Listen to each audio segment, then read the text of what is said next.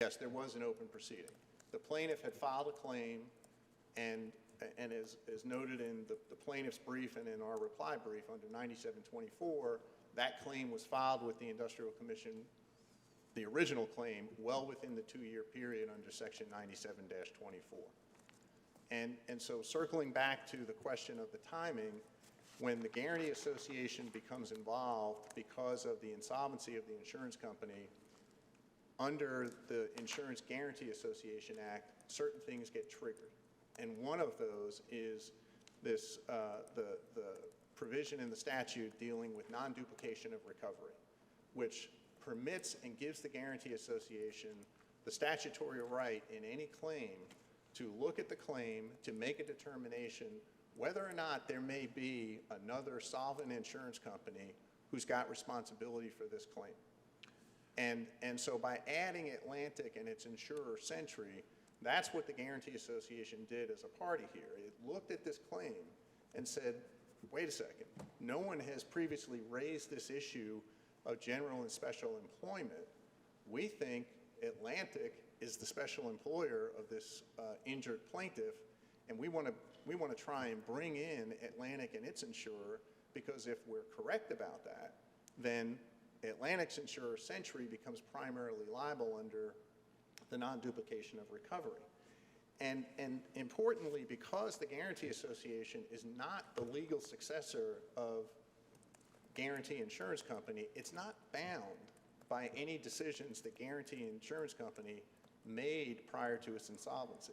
So if you look at the Henderson case, the reason that the Henderson case reached the appellate level was because in Henderson, the temporary insurance agency and its insurance company, they settled the claim with the plaintiff at the Industrial Commission, but appealed and said, hey, we think that this other company is the general employer and they should bear part of the responsibility for the payment of the claims. So they raised the issue. The fact that neither Coastal nor Guarantee Insurance Company raised that issue prior to the insolvency, that was their choice. I can't speak for why they made that decision. We weren't involved at the time. But for the Guarantee Association, they're not bound by what transpired prior to the insolvency. And so this case presents a situation where the Guarantee Association becomes involved. They investigate the claim as part of their duties under the statute and properly accepted the plaintiff's claim as a covered claim under our statute because it was a covered claim. Because Guarantee Insurance had issued a policy to Coastal. He was employed by Coastal. But as even the Industrial Commission the full Industrial Commission in their opinion and award noted that if the plaintiff has a claim against Atlantic and against Century, that claim has to pay primary to the Guarantee Association. And so that's why the issue was joined, and we would argue that there's really no issue with timing because it was timely raised by the Guarantee Association post-insolvency when we became in the claim and we had the opportunity to bring those additional parties in. Is the net effect to Mr. Thomas of any consequence? It's really not, because his claim was accepted and paid, and really at this point, the issue before the court, if the court affirms the Industrial Commission, then the Guarantee Association will continue to pay those claims unless there's an appeal to the Supreme Court and it's reversed there. If this court reverses the Industrial Commission, then Century, what will happen, we would argue the proper thing to happen is that Century would take on the ongoing payments of the plaintiff, and then Century would be obligated to reimburse the Guarantee Association for everything it's paid up until this point. So there's a retroactive component to that as well? Yes, that's part of the claim that the Guarantee Association asserted at the Industrial Commission. But you know, the argument that the appellees make about how the Guarantee Association is acting at cross purposes to its statutory purposes is really, we would argue, has no merit because we've done nothing to prejudice the plaintiff. The plaintiff has always been compensated the benefits under Chapter 97 that it's owed. And the Guarantee Association, even when it challenges issues like this in proceedings before the Industrial Commission, it never makes an injured plaintiff not get paid by the Guarantee Association while we litigate these issues with another party. And the insured, Coastal, it's not prejudiced. If there's coverage, it's been covered. And Atlantic isn't prejudiced because none of this would come out of Atlantic's own pocket. It's really a dispute between the Guarantee Association and Century. The Guarantee Association and a solvent insurer that under the non-duplication of recovery provisions, we say should be primary to anything that the Guarantee Association should have to pay under the Guarantee Association statute. Are the injuries to Mr. Thomas, are they lifelong? Is it a permanent payment? I don't know. I'm not as familiar with that aspect of the case, and I would defer to the plaintiff's attorney about that, but I believe that there will be ongoing benefits in this case that go on for some time. Now, does the compensation not only for lost wages, but also for all medical payments as well? Yes. So it's the whole panoply of benefits that would be available to Mr. Thomas That's correct. by virtue of a workers' compensation claim? That's correct. And notwithstanding the Guarantee Association's involvement in this proceeding, it's my understanding that those issues have not been contested and all those benefits to Mr. Thomas have been paid. Is that prejudice to Atlantic by not being able to direct care and not being able to be involved from the initial claim? If there's any prejudice there, then that was the choice that they made with their insurer not to accept the claim as compensable. Was any claim ever served on them, though? I don't believe there was a claim served on them at the time the plaintiff filed his claim with the Industrial Commission. They were added as parties by the Guarantee Association. So up until that point, they were not participating in Mr. Thomas's care or directing his care or anything else? No, I don't believe they were. Is that one fact? Is that a consideration whether or not the prejudice to them for the length of time that went?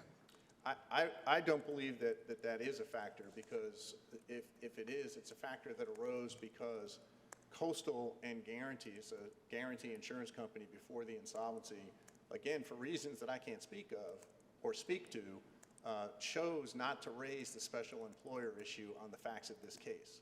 They could have. I would argue they should have, given the facts of this case, but they didn't do it. It was only after the Guarantee Association became involved that those issues were raised.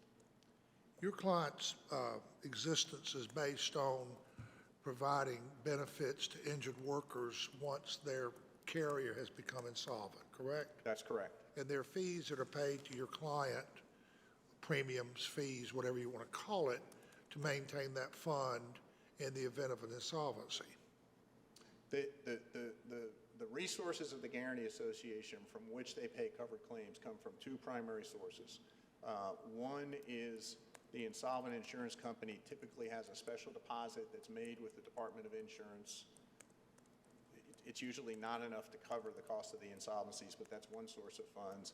The other source is we have a mechanism to assess our member companies to pay the cost of the insolvency. So that means that all the other licensed property and casualty insurance companies in the state are required, if there's an insolvency and we need $10 million, we assess everybody based upon their premium writings.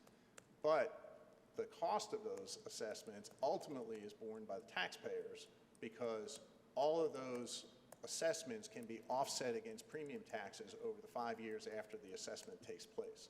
So we can raise the funds, but it reduces the overall tax revenue to the state because premium taxes are offset by the cost of those assessments.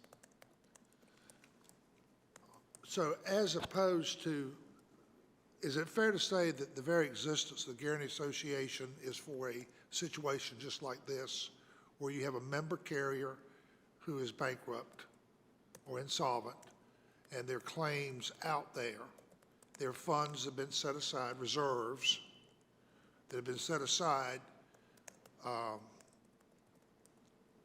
is there an obligation that you have to go after any potential offset?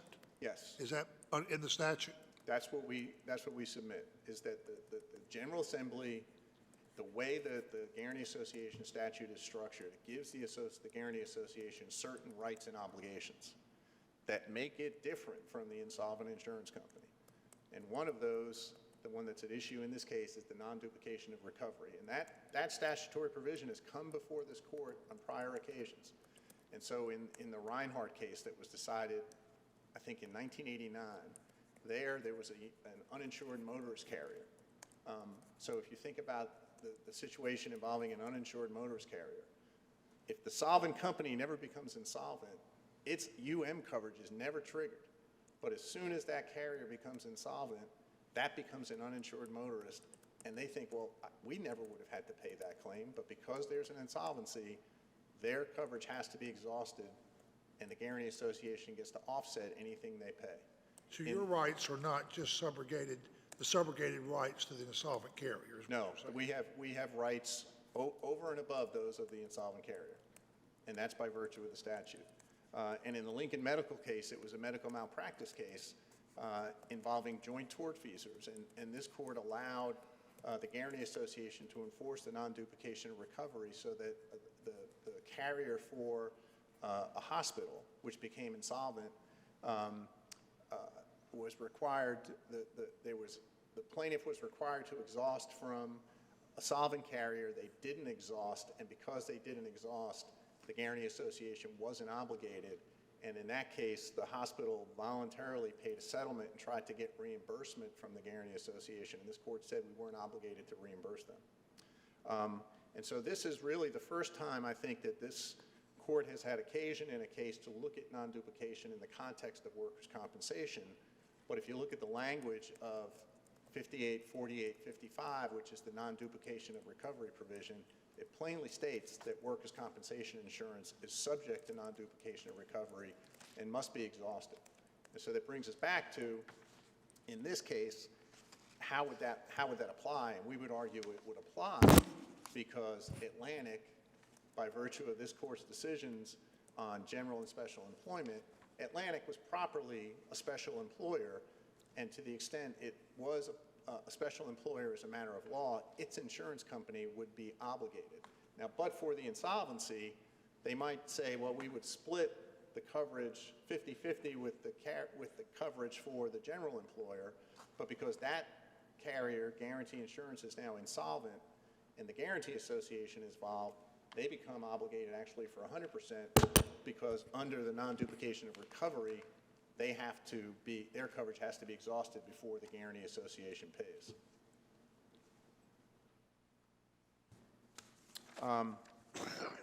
Just briefly, in the time I have remaining, I want to complete my argument with respect to the special employment issue.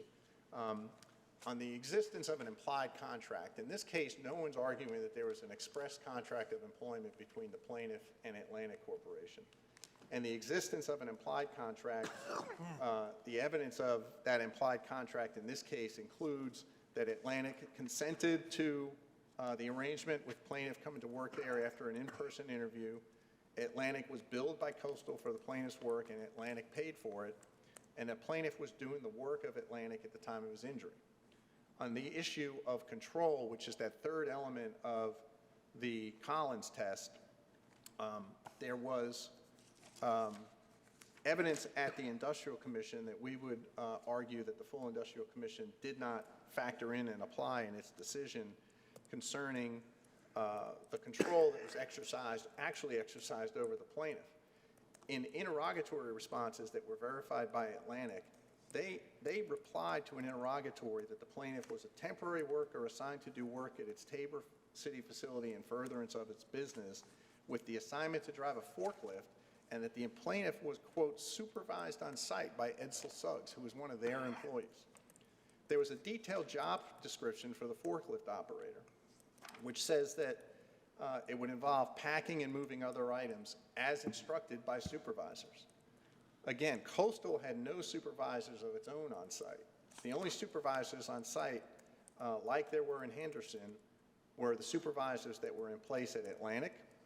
The Industrial Commission seemed to think that since he was only given instruction once a week, they weren't supervising him.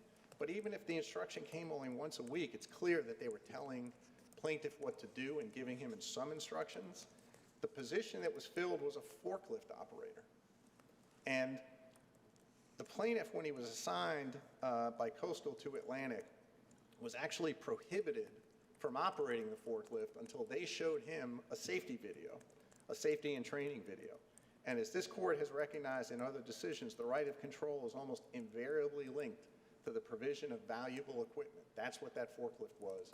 That forklift was provided by Atlantic and not by Coastal.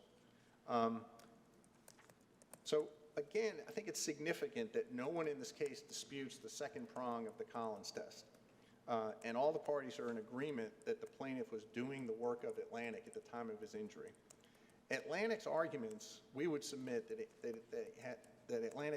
their argument that it had no control over the plaintiff at the time he was injured and at the time he was performing Atlantic's work simply defies logic and common sense.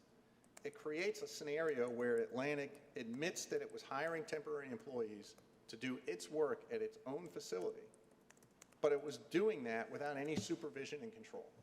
And it was allowing a temporary worker, like the plaintiff in this case, to essentially run amok at their facility and do whatever work he deemed was appropriate and operate a forklift in the process of doing that. And without them exercising any control whatsoever over the plaintiff.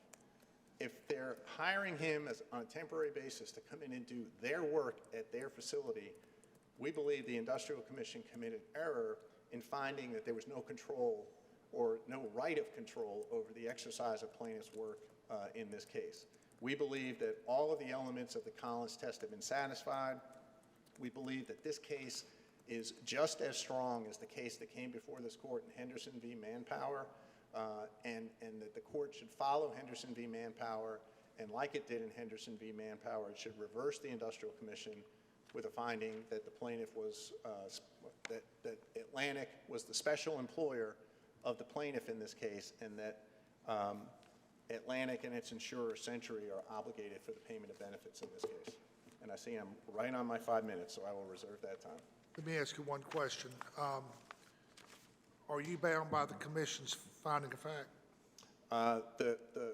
We argued in our brief, Your Honor, and I don't believe there should be much dispute about this, but the standard of review is a de novo standard of review. On conclusions of law? Well, no, I think that on the issue of whether there was an employer-employer relationship, the Wicker decision and the McGuine decision both acknowledge that the existence of that employment relationship is a jurisdictional fact. And we would argue, as the court did in those cases, that the Court of Appeals has a duty to make its independent findings of jurisdictional facts from consideration of all the evidence in the record. And so I think that this court has the ability under that de novo standard of review to review all the evidence in the record, all the evidence that wasn't cited in the opinion and award, but was in the record that we cited in our brief, to reach the conclusion that the requirements for special employment have been met. Thank you. Thank you. All right, for the appellees, or appellee, however y'all are going to do that. Thank you. May it please the court. My name is Richard Gronowski. I represent the appellees, Atlantic Corporation and Century Insurance Company. In this matter, I've discussed with plaintiff's counsel, Mr. Simmons, that he's going to take 5 minutes of this time. So I'm going to try to keep my comments subject to the will of the court to 25 minutes. This court should affirm the dismissal of Atlantic Corporation and Century Insurance Company because, first, the plaintiff, who is the party with the burden of proof to prove an employment relation with Atlantic, if there was to be one, simply failed to meet that burden. Secondly, Atlantic Corporation and Coastal Group had a specific agreement over the course of years that establishes that both of those companies understood that in the relationship that they had entered, that Coastal would be solely responsible to obtain and maintain workers' compensation coverage to cover any assigned worker. and that further, they would be solely liable for the payment of workers' compensation benefits in the event there was a claim that arose with an assigned worker. That point seems to have been missed in the Guarantee Association's considerations and comments about the case, but it's an essential distinguishing factor between the cases that they cite of Henderson and Brown and the cases of Wicker and Anderson, as well as others cited in the brief that distinguish this case from the result that they're focused on under the special employment doctrine. Under 9751, the legislature expressly considered that there would be situations where you might have two companies that incur a joint liability. Now, we don't believe that's the case here. However, if we assume arguendo that it was, the agreement between Coastal and Atlanta Corporation clearly falls within the consideration of that provision and places all liability and responsibility onto Coastal to the exclusion of Atlantic for workers' compensation. Finally,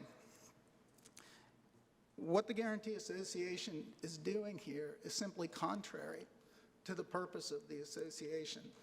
Under the law of third-party beneficiaries within contract, it's clear that Atlanta Corporation was a third-party beneficiary of that policy of insurance. It was expressly purchased under an obligation entered between Coastal and Atlanta Corporation for the very purpose of satisfying any need for benefits in the event of injury to an assigned worker.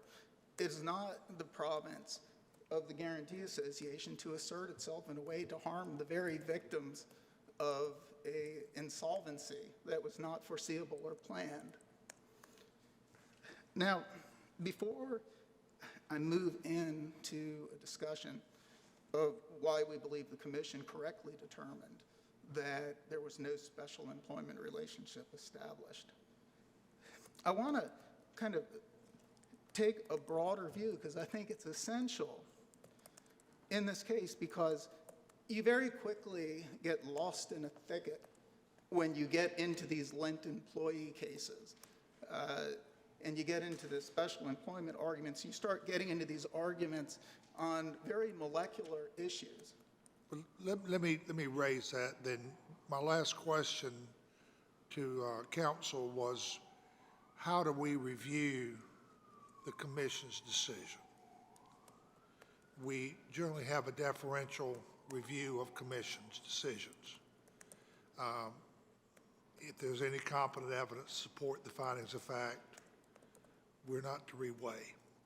They've made an argument that this is a jurisdictional determination, which gives us a de novo review as opposed to, quote, being bound by the Commission's findings of fact. Do you want to address that as a threat? I will. Thank you, Your Honor. So the case law is mixed on that point. The Leggett-McCotter case, which is referenced in the briefs, when you read that, you can see that they were talking about competent evidence to support the determinations of the Commission and using the typical deferential standard that would apply in appellate review of a decision from the Workers' Compensation or from the Industrial Commission. Now, the Wicker case and other more recent cases clearly demonstrate that the court can look into and, in fact, reweigh the facts that go into the determination of whether or not there was an employment relationship that triggered the jurisdiction of the Industrial Commission. So, obviously, from my standpoint, I would be very pleased with the standard being one of limited review.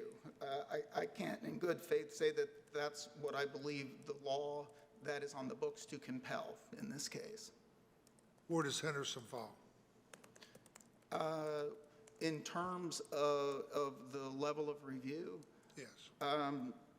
Well, I can grab the case and look, but I cannot, off my memory at this moment, cite exactly how they handled it. I don't recall. Is Henderson controlling, is it all fours on this case? Absolutely not. Absolutely not. I was making notes about that when Mr. Blake was speaking. So here's a fundamental, absolutely fundamental distinction throughout all of this. In this case before the court today, the plaintiff, the temporary agency, the client company are all uniform in their agreement that, one, the employer was the temporary agency, not Atlantic. And then two, this doesn't involve the plaintiff, but both Coastal and Atlantic Corporation's witnesses testified that, yes, they had an agreement under which Coastal was solely responsible for the maintenance of workers' compensation benefits and the payment of such benefits. This is totally different from the Henderson case. Counsel, is there any bearing that's to be given to the prior training and certification that the plaintiff would have had to have already had being a forklift operator, and pretty much, hey, this skill set is something that Atlantic wouldn't have been responsible for. Come here, work, do your job. What factor, if any, does that play into the employee relationship for Atlantic versus someone who needed to come there and be trained on site to do their job? Does that have a bearing? Yes, Your Honor. Well, I think if we go back to the Collins case, what the real focus on in terms of the level of control exercised and the level of management and instruction as to details is really a proxy to look and say, is this particular employee somebody that conducted themselves in a way that they submitted to such an extensive level of control of the alleged special employer that, in a sense, that itself demonstrates that they were an employee. It crossed a threshold into employment, and it really is all getting at this implied contract of hire concept and the concept of consent by that employee. So, in this case, and I think actually Collins is a great case for this, I think this fits very well within the notion of what was done at Atlantic versus what was in the interest of the temporary agency and what was innate to the employee himself, that it was minimal, even though it looked like something more. And so that's the threshold we're looking at is, in these other cases, I take somebody out into a construction project with no background, and we're talking about the Henderson case, and I put them out with saws and equipment in a place where we're cutting down trees, a highly dangerous occupation and one with very clear procedural needs and requirements to maintain safety. The temporary agency is nowhere near there, doesn't have the expertise, can't control that environment. Well, something happens out there. I think that's, I think when you look at it in those terms, you think, well, that's a higher level of control. That's placing the employee in a special risk that they were in the best position to manage. And so I can see that to an extent. When you look at the evidence that's in the record in this case, one, there clearly wasn't that level of control exercised. The activities were common activities. But also, you'll see in the record, in the relationship between Coastal and Atlantic, Coastal had a set of specifications about what the client could and could not ask of an employee, and put requirements, or an assigned employee, and put in requirements about what they could and could not do, especially around motor vehicle operation and such things. So the control just isn't here in this case. And, to How do you me, respond to the fact that Atlantic was the one that provided the training on how to operate the specific piece of equipment that he was injured on? Well, I think the evidence in the record is that a single video was shown regarding forklift safety. And so it was. I mean, it was. I don't think that that crosses the threshold to show that there was an implied consent by Mr. Thomas to a special employment by Atlantic, or for that matter, an offer by Atlantic for him to be employed. The thing that in this case that I think is just fundamental is we're looking at a situation where before the Insurance Guarantee Association showed up over 3 years later after the fact and claims Atlantic was the employer, you had a plaintiff, you had a temporary agency, you had the employer, who all understood that this person was solely the employee of the temporary agency, and that the temporary agency was solely responsible for workers' compensation in the case, or should an injury arise with an assigned associate. So, you know, when I look over the facts, and what I see is we're not talking about can we imply and offer an acceptance of employment. We're talking about can we create an absolute fiction, because none of the parties believe before and in fact at hearing that what the Guarantee Association is maintaining is true. Well, the commission on finding of fact 28 and finding of fact 31, that's record 146 and 147. In two places, the commission found, by preponderance of the evidence, entire record, plaintiff's only employer was the Coastal Group. And then on 31, Coastal Group was plaintiff's sole employer at the time of the plaintiff's injury by accident. Again, I go back to the threshold question in my mind is, how does this court review those findings? Do we say if there's evidence in the record to support them, we're bound by them? Or are we free under a jurisdictional review to go back and make an independent determination? I very much want to say that this court has no ability to review that. I can't in good faith say that reading the cases, that is the compelled response. I think the court could take that position. I think it would probably be reviewed at the Supreme Court, and I don't know how it would work out, but I would be very happy for that result. Does the case turn on that, on how this court feels, whether we're bound by those two factual findings? I believe it does not, because I think the Industrial Commission is correct. The court, in its review, is not obligated to accept this per se rule that has been forwarded by the Guarantee Association that in any temporary employment staffing situation, you've got a general and special employer. I think that's absolutely contrary to the law. And, you know, the law in our cases are just a tangled thicket and contradictory, and you can find things to support anything. Which is why I think you just have to look at it with some common sense and look at it in terms of what's the impact of adopting, you know, such a draconian rule to say, okay, industry, you're both liable.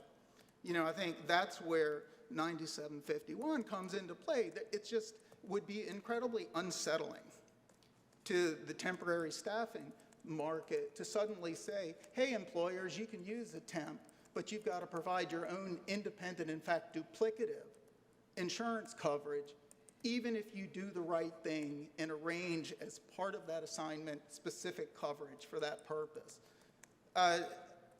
It doesn't make sense. I mean, to me, I think the Guarantee Association is trying to get the court to create a judicial version of a statutory employer provision, such as we have in motor carrier and contractor situations under 9719 and 9719.1. There's no reason for it because But for the Guarantee Association's resistance to paying a covered claim, all the businesses got what they wanted and the plaintiff is being covered. I just don't see any reason that this court should be unsettling the markets that have evolved in a temporary industry that is profitable for the temporary agencies, it's beneficial to industry, and provides employment opportunities for workers. I think that we've been taken into a thicket that we don't belong in, and I think the answer in this case is easy. There was no employment between Atlantic and the plaintiff, and if for some reason you decide there is under 9751, Atlantic is still not liable.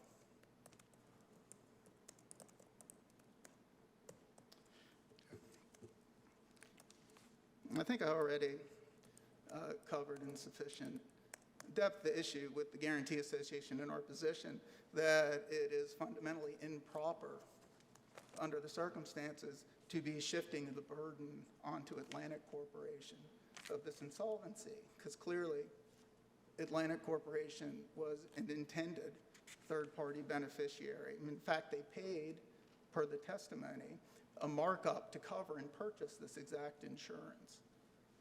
That's in the testimony from Marilyn Cannon.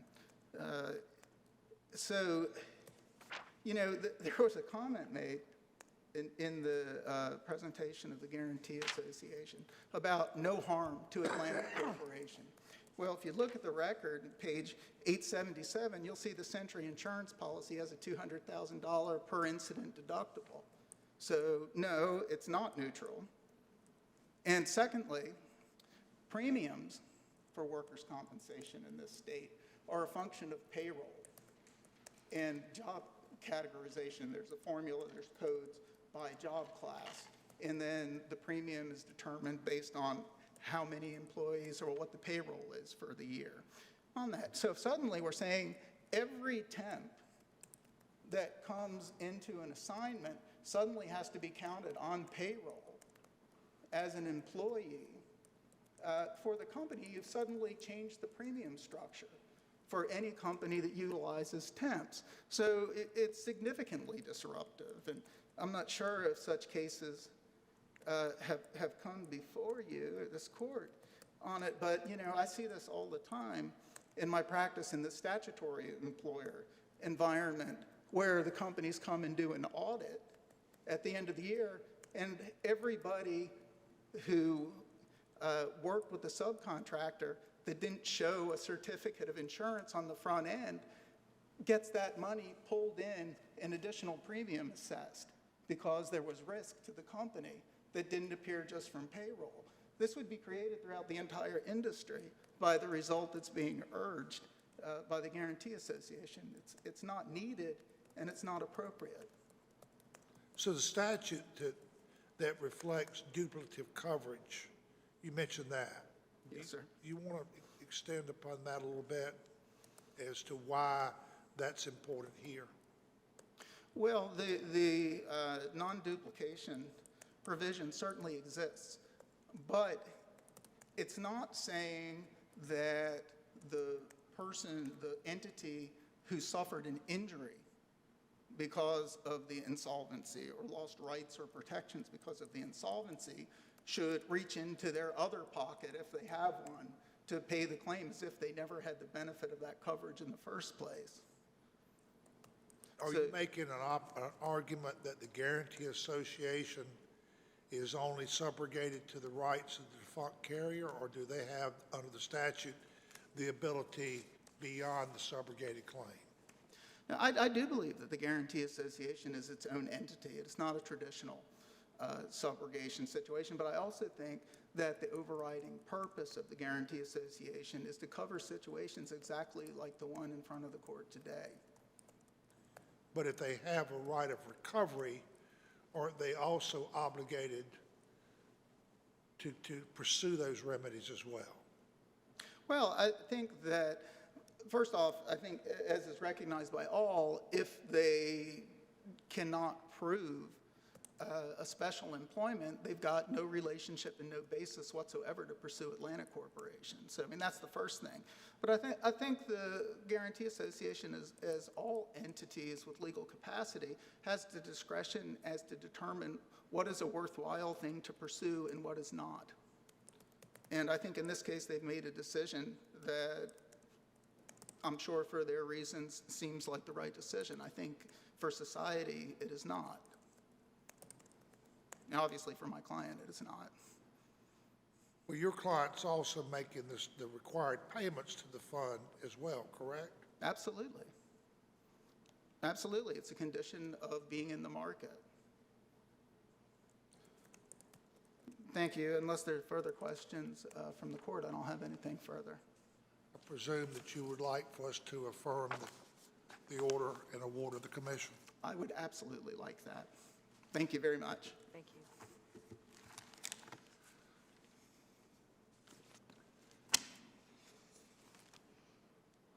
Judge Tyson, to briefly answer your question, the plaintiff is severely injured, yes, will be for a long term, still receiving compensation, still receiving medical compensation, and likely will challenge the 500-week cap that we presently have under 9729. May it please the court, my name is Cameron Simmons. I'm a New Hanover County bar. I represent the plaintiff. I don't have a dog in this fight that we've just spent, I guess, the last 45 minutes discussing. The only dog I have in this fight is against defendant Atlantic in the way they read 9724. And specifically, it's the plaintiff's contention that 9724 is a jurisdictional trigger for the North Carolina Industrial Commission, or in the opposite, a bar. If the claimant does not bring a claim within 2 years, then they have no ability to prosecute a claim before the commission. It's our position that the way defendant Atlantic, the appellee in this case, is reading it as a statute of limitations, meaning it gives them a way out. Even this court, as of last month, under Judge Carpenter's hand, indicated in McCauley versus NCA&T that, again, it is a jurisdictional bar. Does the plaintiff belong in front of this court or not? Nothing with regard to the defendants, who's liable, who's not. In fact, it's fairly commonplace in workers' compensation, specifically in what I call serial occupational disease cases like byssinosis, asbestosis, silicosis, where the claimant has a triggering event like a diagnosis or a death, and they name the mill, right? I worked at this mill for 45 years, and the mill and the present owner and the present carrier are on board. But then some discovery is done, and the present carrier says, I get what you're saying, but it's the guy I bought the mill from. That's his problem and his care. So then you add another defendant. And that second defendant comes in and says, I get what you're saying, but it's the guy I bought the mill from. And that can go back 20 or 30 years, and it can take several years to get everyone back to 1978 when the client started working. And so it's very commonplace for these defendants to be added well after the 2 years under 9724. Is that a subrogation right by virtue of stepping into the shoes of the defunct carrier? I'm sorry, repeat the question? Does the guarantee's right to come by virtue of they're taking over the payment obligations of a defunct insurer? Correct. Where a timely claim was asserted against them? Correct. That's your argument. A timely claim was asserted against the original carrier that went insolvent, and by statute, the North Carolina Insurance Guarantee Association steps in. I don't say into the shoes of the previous, because I don't know that they're bound by the Form 60 or any of those others, but they, without another payor, they are the present payor on the claim. Yes. So what I'm, and the plaintiff... Let me ask you one other question. Yes, sir. Are there limitations for your client that you're trying to avoid? You're here appearing on the appellee's side. Correct. But for the benefit of your client, Mr. Thomas, are there limitations from the guarantee that you would be better off if you had Century also involved? The answer to that depends, so the answer is That's what my CPA says all the time. and then you pay taxes even more than you think you should. I get it. If your honors determine that this is a special employer, and if your honors determine that 9724 says that the plaintiff should have listed this special employer before the 2 years. And then if the Guarantee Association ultimately says, well, because the plaintiff didn't name the special employer, I don't think they, and I guess the language is, exhausted his remedies as against that special employer, then all of a sudden, my client is out, right? He's done nothing wrong. He filed his claim, he got paid benefits for a year and a half until the insolvency, and then you have a competing interest, and my client is getting no compensation and no medical compensation because they think one way and they think one way, and my guy's sitting at home. Was there a gap in your client's coverage or benefits? You mean payment of those benefits? Yes, Your Honor, there was. Briefly on the TTD compensation, meaning the checks, that's when I got involved, and then there was a larger gap on the medical compensation, but that has since been resolved between Matt and I, and he is present. Were you counsel on the original claim? I was counsel when meaning as of the original date of accident, no. I believe I became counsel when the insolvency occurred and my client's checks stopped, and he came to me and said, I was getting checks for a year and a half, and now they're off and I can't get any treatment. So again, that's the reason I'm standing here, not only protect all those other plaintiffs in occupational disease cases, but to protect my client, because I think if your honors read 9724 as a statute of limitations instead of a jurisdictional trigger, it provides an avenue for my client to be out 2 or 3 years from now if we have to come back here on the Guarantees Association's determination of what is exhausting his remedies mean. And I'd like to prevent that now instead of 2 years from now. Thank you, Your Honors.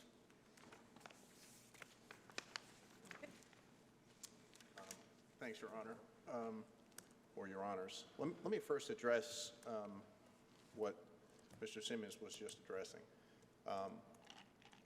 I don't foresee any issue in the future where the Guarantee Association is going to say that the plaintiff has failed to exhaust his remedies. In a workers' compensation claim, when there's an insolvency, while there might be some interruption in the payments initially because of the insolvency, when the Guarantee Association gets involved, as he's pointed out, that issue generally gets taken care of because the Guarantee Association understands its obligations and understands that workers' compensation cases are different, okay? So the issue before the court is really between the Guarantee Association and Century. If there's a special employment situation, we believe Century's obligated, and Century's going to have to continue paying plaintiff and reimburse us for what's already been paid. But if the court says there's no special employment relationship, what's going to happen is that the Guarantee Association is going to continue to administer and handle this claim and deal with Mr. Simmons and any other issues that come up in the future. The Guarantee Association is not 2 years from now going to say, hey, you failed to exhaust your remedies. That issue is being dealt with in this case and it's not going to come up in the future. In response to the arguments from the appellees, I want to address this issue of the agreement that they said was this long-standing agreement between Coastal and Atlantic, where Coastal said we're going to be solely liable for workers' compensation. That agreement was a written agreement that was entered into in 2017. The plaintiff was injured in 2015. There was lots of testimony in the proceedings before the Industrial Commission about how, well, we couldn't find that written agreement, but that's the agreement we operated under prior to 2017. But the findings of fact say that there was evidence of invoices tendered and invoices paid. Correct. So the commission's findings of fact say that the existence of the contract was sustained by that evidence. But actually, what the Industrial Commission said was, based on the preponderance of the evidence, we find there was no existence of a written contract prior to 2017. And so this agreement is, at best, some type of arrangement. But to say that we're going to rely on the terms of this written agreement where Coastal said it would be solely liable, that only shows up in a written agreement that the Industrial Commission found did not exist prior to 2017. And on that issue, what the appellees are relying upon are the provisions of Section 9751. On its face, the language of Section 9751 applies when an employee shall, at the time of the injury, be in the joint service of 2 or more employers. In the law, there is a distinction between joint employment and general and special employment. This case is about general and special employment, not joint employment. We're not arguing that there was joint employment. And the reason we're not arguing that there's joint employment is because joint employment requires that you be under the contract with two employers, under the simultaneous control of both, and that the service for each employer is the same or closely related to that for the other. Those requirements aren't met here. That's why we're not arguing for joint employment. And 9751 applies only to joint employment. It does not, and because it's an exception to the general requirement about contracting away your obligations under Chapter 97, we would argue that provision should be strictly construed. And because we're arguing that it's general and special employment and not joint employment, that Section 9751 just has no application in this case. One last thing, going back to findings of fact 28 and 31, page 146 and 147 of the record. The commission, by preponderance of the evidence, has found as fact plaintiff's only employer was the Coastal Group. What is that finding of fact challenged by you, number one? And if it is, to what extent are we bound by that? We are challenging that because we're arguing that Atlantic was a special employer, and by virtue of that, it's an employer, not, the conclusion or the finding by the commission was that Coastal was the sole employer. We're challenging that because we're arguing that Atlantic was the special employer. And two, we would argue you're not bound by that because the standard of review is de novo. And what I would urge the court to do is, in this case, go back to the Henderson case. Consider the facts that the court in Henderson found were sufficient for the finding of an implied contract. Because if you do that and you look at the record of this case, you will find that all of those factors that were present in Henderson are present in this case as well. And notwithstanding all the argument about testimony about who employed who and who agreed with whoever for what, the issue is an implied contract, and that is determined, the implied offer and the implied acceptance is determined by the conduct of the parties, not what they said, but how they acted and what they did. And in Henderson, this court found an implied contract, and we would submit that all those facts are present in this case as well. Thank you. Thank you very much for your arguments. Thank you. Thank you. All rise. Are we done?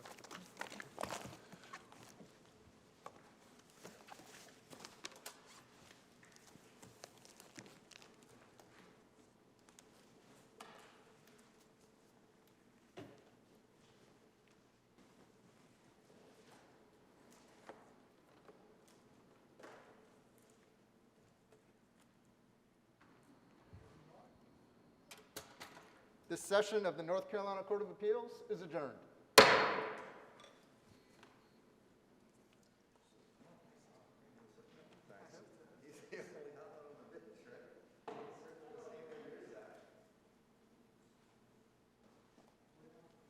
You know, my experience is he's usually very active. I've had him before, and he does ask a lot of questions, so Certainly was that today. No, but I don't know, I just think that's always the challenge of appellate argument. I actually enjoy it. I think it's worse when you stand there for a half hour. They just stand there. Talking, they don't ask any questions. I couldn't agree